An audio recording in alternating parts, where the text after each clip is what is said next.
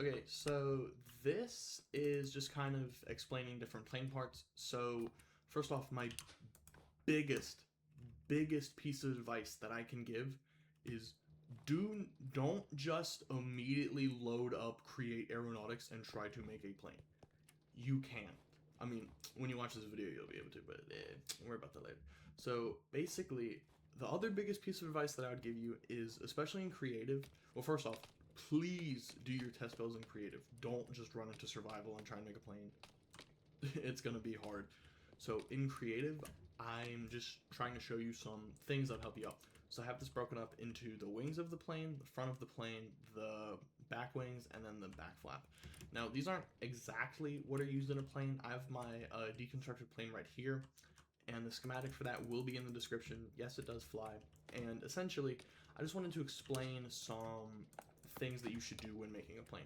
So the first thing I would suggest is I would make my plane in separate parts and then merge them together with slime. That's the best piece of advice I can give you right now.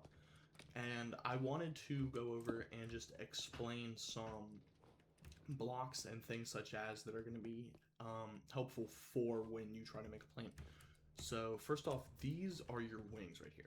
So you're going to want to be able to roll. So you're going to have so for example, you're going to have this to go down and then this side to go up, or vice versa. And the way that we're going to accomplish that is with a torsion spring and a directional gear shift.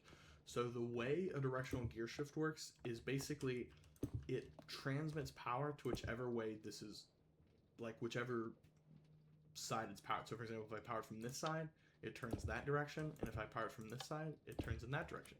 And this is super helpful for when we want to have our flaps that move left to right.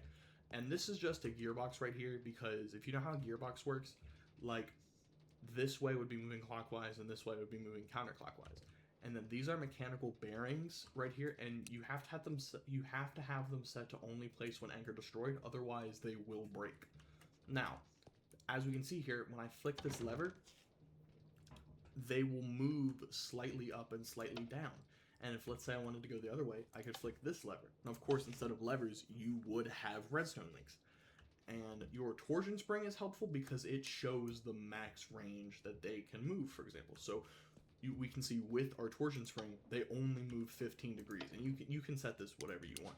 However, if I remove our torsion spring and just put in the shaft and power it, they'll just keep flipping, and that's not helpful to anybody.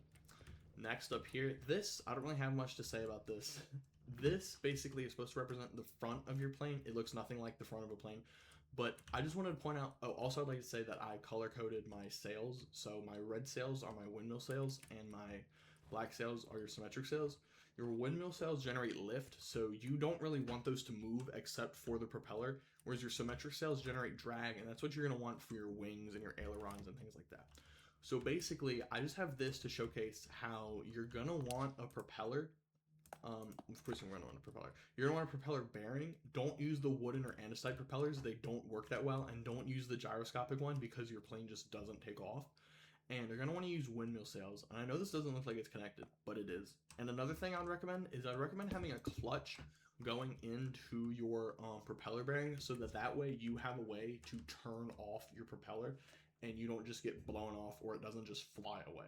Like 10 out of 10 do recommend. And then these wheels are not powered. You don't need wheels. You can use grindstones. You don't need power. Literally, you can use ice. Literally, all you need is some sort of slippery block, so that way when you're trying to take off of the ground, you don't just slide on the ground and you don't take off. And then the next thing I have here, these are your, I don't know if I think they're called ailerons. I'm not entirely sure. This is a very similar premise to these wings. However, instead of having a gearbox here, so that way one side turns up and one side turns down, we have two gearboxes. Now, this is just a shaft, because if we had three gearboxes, it wouldn't do anything. Well, I mean, it would do something. It would not work.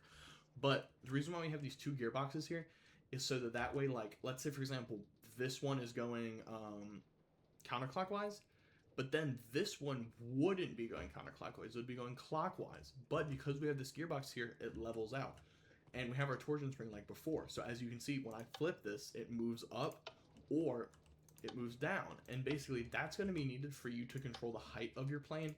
This, I never understood this for the longest time. I don't know why, because they're very similar to this. Like this and this are pretty much the same thing, except these are a little bit wider and there's an extra gearbox. And then lastly, this isn't necessary, but one of my friends pointed this out to me, and I think it works pretty well. This follows a super similar premise as the other ones, and just for reference, you're gonna have like encased chain drives and cogs and things like that, so that everything gets powered. I'm just breaking these apart with creative motors because it's easier to explain them to you that way. And basically, you're gonna want to have this turn with these flaps right here. So, for example, if you have a redstone link, or sorry, a linked controller hooked up to a redstone link, and you would push like A for it to turn left, you would also want this to be hooked up to A for it to turn left. And as you can see, I have it set to 45. I don't really know what you should set it on, but basically what this does is when you do that, it turns that. Oh, excuse me. It turns that way. Or let's say like we wanted to turn the other way, we would make it go like that. And honestly, these are pretty much the only parts of your plane you have to worry about, other than like actually getting everything connected with your cogs and such. And again, please make your plane. And this wasn't meant to be a tutorial. It really isn't. Because I personally find the creating part, like trial and error, really fun. But if you guys want like a full-blown tutorial, let me know. I can work you through like block by block. I will have the schematic for my plane in the description, or pin comment somewhere. But that's about it, and I hope you enjoyed.